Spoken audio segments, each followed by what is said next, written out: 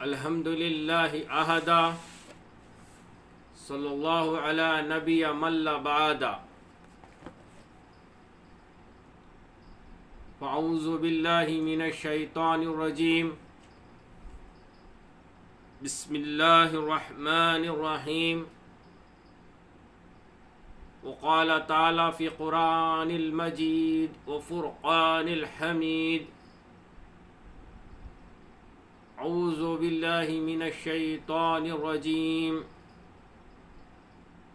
بسم اللہ الرحمن الرحیم قل ان کنتم تحبون اللہ فاتبعونی یحببکم اللہ ویغفر لکم ذنوبکم واللہ غفور رحیم وقال النبی صلی اللہ علیہ وسلم وَأَيِّ فِتْنَةٍ أَعْظَمَ مَنْ أَنْتَرَ عَنْكَ سَبَقَتْ إِلَى فَضِيلَةِ خَسَرَ عَنْهَا رسول اللہ صلی اللہ علیہ وسلم انی سمعت اللہ یقول فَلْيَحْذَرِ الَّذِينَ يَخَالِفُونَ عَنْ أَمْرِهِ إِن تُصِيبَهُمْ فِتْنَةٌ أَوْ بِسَبِيبِهِمْ عَذَابٌ أَلِيمٌ او کما قال علیہ الصلاۃ والسلام کی محمد سے وفا تو ہم تیرے ہیں، کی محمد سے وفا تو ہم تیرے ہیں، یہ جہاں کیا چیز ہے یہ لوح قلم تیرے ہیں۔ معزز سامعین اکرام، محترم بزرگوں، عزیز ملت اسلامیہ کے نوجوانوں اور میری پردہ نشین ماؤں اور بہنوں، السلام علیکم ورحمۃ اللہ وبرکاتہ۔ سب تعریفیں اس پروردگار کے لیے سزاور ہے جس نے ہمیں اس زمین روح کا خلیفہ بنایا۔ درود و سلام سرکار مدینہ، تاجدار مدینہ، رحمت للعالمین پر، جنہوں نے ساری انسانیت کو جینے کا سلیقہ سکھایا۔ ہم انصاف کی مانگ کرتے ہیں، ہم انصاف کی مانگ کرتے ہیں، مذہب ہمارا دین ہے، اسلام ہمارا مرہم ہے۔ معزز سامعین اکرام، میں آج آپ حضرات کے سامنے بہت دنوں کے بعد حاضر ہونے کا شرف حاصل کیا ہوں، وجہ مصروفیات کی بنا پر۔ ایک چھوٹا سا مضمون آپ حضرات کے سامنے لے کر آیا ہوں، جس کے تعلق سے چند باتیں آپ حضرات کے سامنے غور و خوض کروں کہ جو آج کل سوشل میڈیا پر حالت حاضرہ جو مسلمانوں پر ہندوستان کے اندر مظالم کا پہاڑ توڑا جا رہا ہے، اس کے تعلق سے قرآن اور حدیث کے روشنی میں مسلمانوں کو کیا کرنا تھا اور وہ کیا کر رہے ہیں، اس زمین میں دو چار باتیں، بس لمبی چوڑی تقریر کرنا آپ مقصد نہیں ہے، آیت کا خلاصہ اور حدیث جو ہمیں جس طرف دعوت دے رہی ہے اس کے تعلق سے چند باتیں مختصر طور پر آپ کی خدمت میں عرض کر کے میں اپنی جگہ لیتا ہوں۔ سب سے پہلے میں مناسب سمجھتا ہوں کہ جس آیت کریمہ کا تلاوت کرنے کا میں نے شرف حاصل کیا، یہ سورۃ آل عمران کی 31ویں آیت ہے۔ اس کے اندر اللہ تبارک و تعالیٰ نے حضرت محمد رسول اللہ صلی اللہ علیہ وسلم سے مخاطب ہو کر کہہ رہے ہیں کہ میں اس کا ترجمہ آپ حضرات کے سامنے رکھتا چلوں، اور اس کے بعد احادیث نبویہ جو حالت حاضرہ کی طرف ہمیں متوجہ کر رہی ہے، اس کی طرف چند باتیں آپ حضرات کے کانوں گوش و گوار کرتے ہوئے میں اپنی بات کو ختم کرنا چاہتا ہوں۔ تو اللہ تبارک و تعالیٰ ارشاد فرما رہا ہے، کہہ دیجئے کا مطلب اللہ تبارک و تعالیٰ اپنے حبیب کی طرف مخاطب ہے، اے محمد صلی اللہ علیہ وسلم کہہ دیجئے، یہ ساری انسانیت کی طرف متوجہ ہے اور خاص کر امت محمدیہ کی طرف جو ہے اشارہ ہے۔ اگر تم اللہ تبارک و تعالیٰ سے محبت رکھتے ہو تو میری تابعداری کرو، میری اتباع کرو، خود اللہ تعالیٰ تم سے محبت کرے گا اور تمہارے گناہ معاف کرے گا، اور اللہ تعالیٰ بڑا بخشنے والا اور مہربان ہے۔ میرے محترم بزرگوں، عزیز نوجوان ساتھیوں، اس کے اندر دو باتوں کا آپ کو خیال کرنا ہے۔ ایک، اللہ سے محبت کا اگر تم دعویٰ کرتے ہو تو اللہ تبارک و تعالیٰ خود ارشاد فرما رہا ہے کہ میرے محبوب حضرت محمد الرسول اللہ صلی اللہ علیہ وسلم کی اتباع کرو، ان کی تابعداری کرو، اس میں تمہاری فلاح اور آخرت کے لیے کامیابی کا ذریعہ ہے۔ اب اتباع کے معنی کیا ہے؟ اتباع دو چیزوں کا نام ہے۔ ایک، رسول اللہ صلی اللہ علیہ وسلم کی 23 سالہ زندگی میں اللہ کے رسول صلی اللہ علیہ وسلم نے جن کاموں کو کرنے کا حکم دیا اور آپ خود کر کے عمل کر کے ہمارے لیے نمونہ بنا کر گئے، اس کو ہماری زندگی میں لانا اور عمل کرنا۔ دوسری بات، جن کاموں سے اللہ کے رسول صلی اللہ علیہ وسلم نے منع فرمایا ہے اس سے بچ کر اپنی زندگی کو دنیا میں گزارنا، اس کا نام اتباع ہے، تابعداری ہے۔ اب آپ حضرات اپنی زندگیوں کی طرف متوجہ ہو جائیں اور غور و خوض کر لیں، کیا ہم ان دونوں چیزوں پر منحصر ہیں یا اس کی تابعداری ہم کر رہے ہیں؟ میں اس کا خلاصہ اس بات سے کرنا چاہتا ہوں کہ بڑی افسوس کے ساتھ کہنا پڑ رہا ہے کہ حال ہی کے اندر ہم نے سوشل میڈیا میں بہت سارے جو واقعات پیش آ رہے ہیں وہ ویڈیو کے ذریعے سے سماعت فرما رہے ہیں کہ مہاراشٹرا کے اندر ایک سادھو سنت نے ہمارے پیغمبر حضرت محمد الرسول اللہ صلی اللہ علیہ وسلم کی شان میں گستاخانہ کلمات کہے۔ جب اس نے اپنے دھرم کی پروچنا کر رہے تھے، اپنے دھرم کی تبلیغ کر رہے تھے، تو اس وقت میں مذہب اسلام کے بانی حضرت محمد الرسول اللہ صلی اللہ علیہ وسلم، ساری انسانیت کے محسن، رحمت للعالمین، جن کے عوض اللہ نے ساری انسانیت، ساری کائنات کا وجود بخشا، ان کی شان میں اور اماں عائشہ رضی اللہ تعالی عنہ کی شادی کے تعلق سے جو کلمات اس سادھو سنت نے کہے، بے شک سارے ہندوستان نہیں، ساری دنیا کے بسنے والے مسلمانوں کے دل کو مجروح کرنے کے برابر ہے، بہت صدمہ پہنچا ہے، ہم مانتے ہیں۔ لیکن اس کا مطلب یہ نہیں کہ ہم جس دیش کے اندر رہتے ہیں وہ دیش سیکولر ہے، اس کا ایک قانون ہے، اس کا ایک ضابطہ ہے، جسے آئین ہند کہتے ہیں، جسے کانسٹیٹیوشن آف انڈیا کہتے ہیں، جسے دستور ہندوستان کہتے ہیں۔ صحیح بات ہے کہ وہ دستور ہمیں جو ہے اجازت دیتا ہے اپنے دھرم کی تبلیغ کریں، اپنے دھرم کے اصولوں پر چلیں، اپنے دھرم کے ماننے کے لیے وہ کانسٹیٹیوشن ہمیں اجازت دیتا ہے۔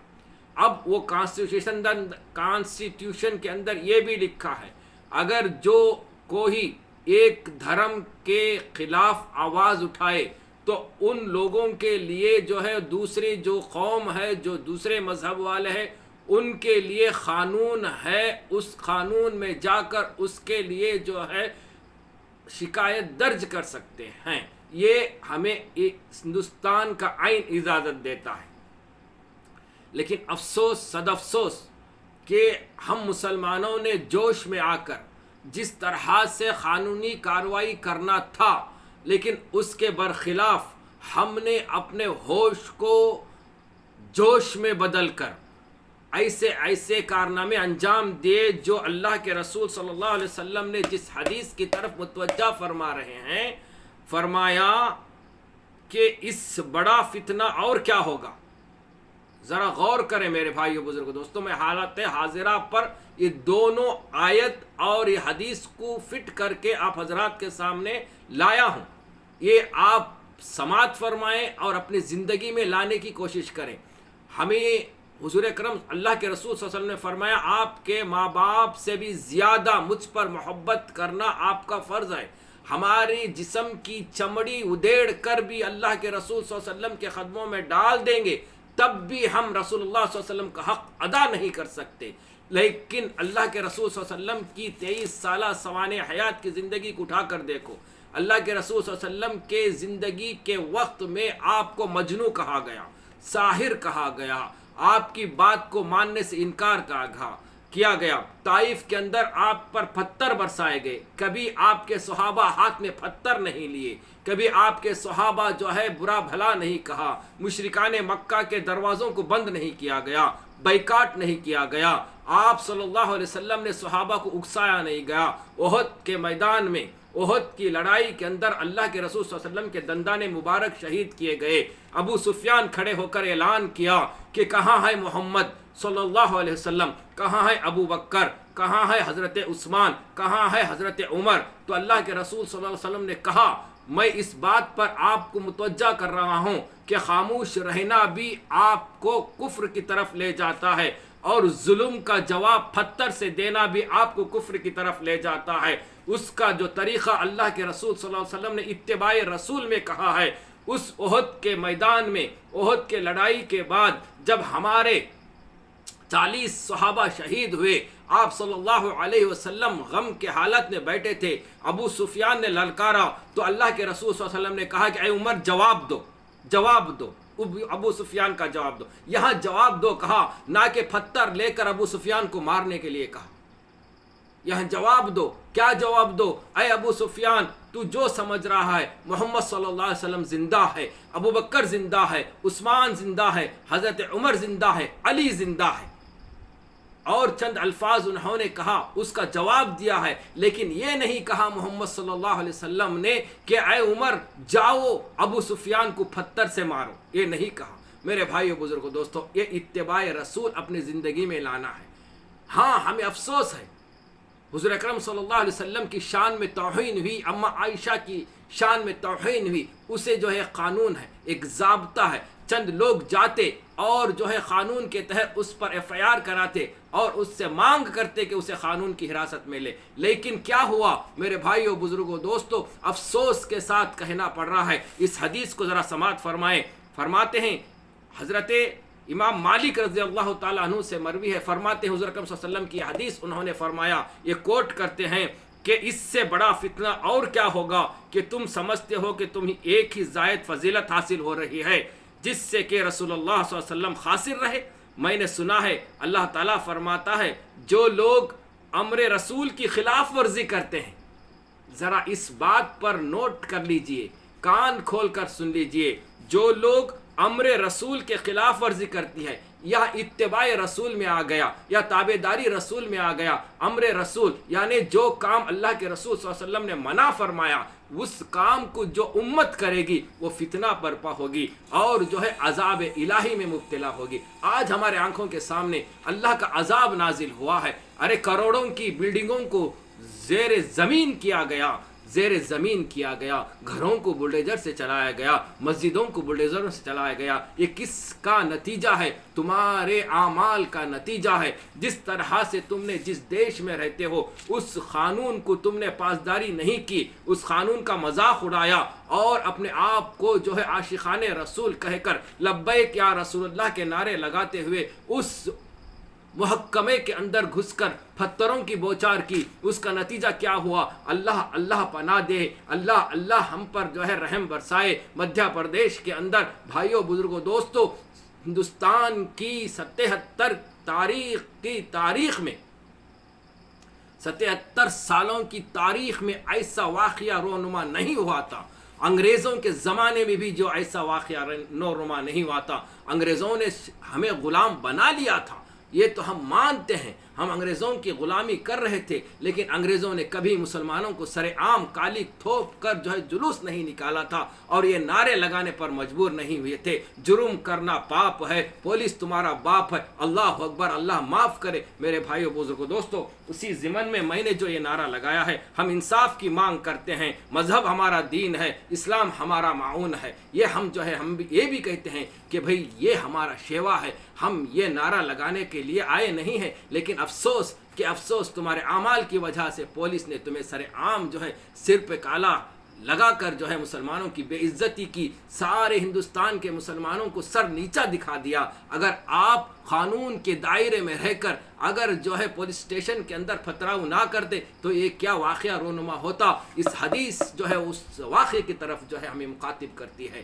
میرے بھائیو بزرگوں دوستو، آگے فرماتے ہیں امر رسول کی خلاف ورزی کرتے ہیں، انہیں ڈرنا چاہیے کہ وہ کس فتنے میں نہ پڑ جائیں اور ان پر دردناک عذاب نہ آ جائے۔ اللہ اکبر، اللہ اکبر۔ یہ ہمارا عذاب جو آیا ہے، کروڑوں کی جو بلڈنگ حاجی صاحب کی جو سر نیست کی گئے، گھروں کے اندر رکھے ہوئے مرسڈیز کاریں، اللہ اکبر۔ ایک مسلمان ادنا، میں کسی کے اوپر جو ہے میں الزام تراشی نہیں کر رہا ہوں میرے بھائیو بزرگوں دوستو، اللہ نے فرمایا حلال کماؤ، اپنی کمائی سے اپنے بیوی بچوں کو حلال کمائی سے جو ہے پالو، دنیا کے اندر اللہ تمہیں دنیا میں بھی رونق بخشے گا اور سرخرو کرے گا۔ میں پوچھتا ہوں، ایک معمولی سا آدمی جو ایک تنظیم کا صدر، کروڑوں کی بلڈنگ، 22 کروڑ کی بلڈنگ، گھروں کے اندر 3 مرسیڈیز کار کہاں سے آئی؟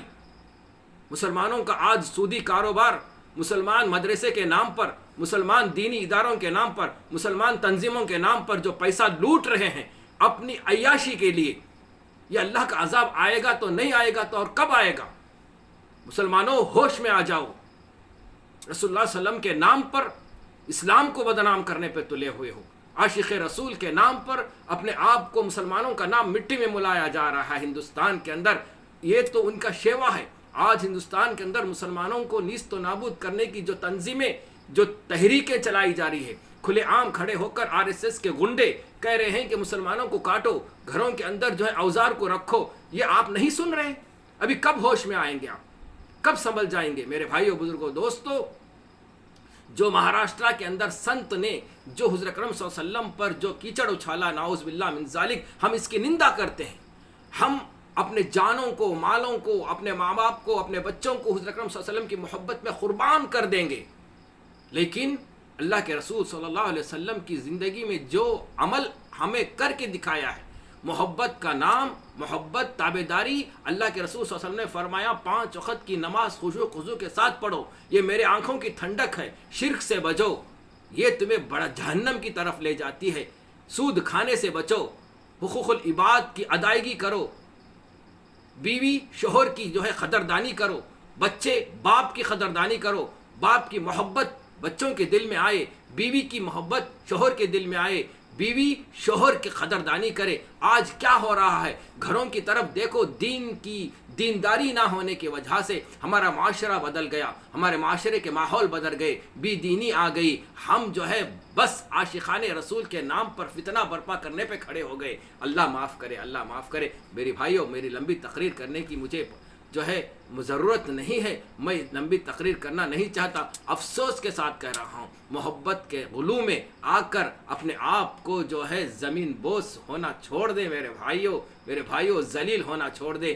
RSS کا منشا ہے ہندوستان کے اندر، ہندوستان کو ہندو راشٹر بنانے کا، یاد رکھو، سب سے پہلے وہ اپنے آپ کو کمزور کرنے پر تلے ہوئے ہیں، ہمارے مسجدوں کو اٹھایا جا رہا ہے، اس کے بعد اس میں بھی کامیابی نہ ہونے کی بنیاد پر انہوں نے اپنے آقا رسول اللہ صلی اللہ علیہ وسلم کی شان گستاخی کرنے کے لیے مہاراشٹرا کے جو ہے سیاسی نمائندے الیکشن کو جیتنے کے لیے یہ پروپیگنڈا کیا جا رہا ہے، یہ کھیل کھیلا گیا ہے، آپ کب سمجھتے ہیں؟ اور اس کا فائدہ مسلم سیاسی لیڈر بھی اٹھا رہے ہیں، میں نام لینا نہیں چاہتا، انہوں کی کیا ضرورت تھی کہ جلوس کے نام پر جو ہے ہزاروں مسلمانوں کو جمع کر کے پتھراؤ کرنے کی اور اپنے آپ کو سیاسی کرسی کو چمکانے کی، یہ ان کا منشا ہے سیاست دانوں کا۔ بھائیوں بزرگوں دوستوں، اس ورغلے میں نہ جاؤ. محبت ہے تو دین کی راہ پر چلو، اپنے آپ کو اللہ کے راستے میں جا کر دین کو سیکھو، نمازوں کی پابندی کرو، حقوق العباد کی تابع داری کرو، سود کو چھوڑو، زنا کو چھوڑو، شراب کو چھوڑو، گھر کے اندر دینی ماحول کو پیدا کرو، شادی بیاہ فضول خرچی نہ کرو، آسان شادیاں کرو، اپنے بیٹیوں کو دینی تعلیم دلاؤ. آج کتنی میری مائیں بہنیں جو کالج کے نام پر ہندوؤں کے گودوں میں جا کر سو رہے ہیں، اس کی کیا تجویز کرنا ہے. ہم یہ سوچو، سوشل میڈیا کے اندر آج حضرت صحابہ پر کیچڑ اچھالا جا رہا ہے، حضرت امیر معاویہ کو عیسائی کہا جا رہا ہے، صحابہ کو گالیاں دیا جا رہا ہے. یہ کہاں کا مسلمان ہے؟ ایک چند لفظ کیا سیکھ لے جو اپنے آپ کو علامہ کہہ لے، اپنے آپ کو مفتی کہہ لے، اور دوسروں کو چھوٹا کرنے کی جو کوشش کی جا رہی ہے. مسلمانوں کے اس اعمالوں کی وجہ سے آج گاجر مولی کی طرح وہ RSS کے نمائندے، وشو ہندو پریشد کے نمائندے کچل دیا جا رہا ہے. سر عام مسلمانوں کو جلوس نکال کر نعرے لگوائے جا رہے ہیں. یہ اللہ کا عذاب نہیں تو اور کیا ہے میرے بھائیو بزرگوں دوستو؟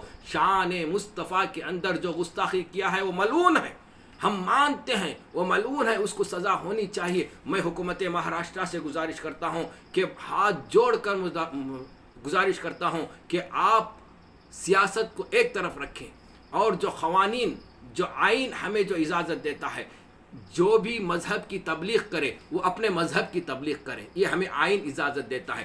دوسروں کے مذہب کے ائمہ اکرام کو اور ان کے رہنماؤں کی توہین کرنا آئین اجازت نہیں دیتا. اس آخری موقع پر میں مہاراشٹر کی حکومت سے گزارش کرتا ہوں کہ جلد سے جلد اس ملعون سنت کو گرفتار کر کے سلاخوں کے پیچھے ڈالیں.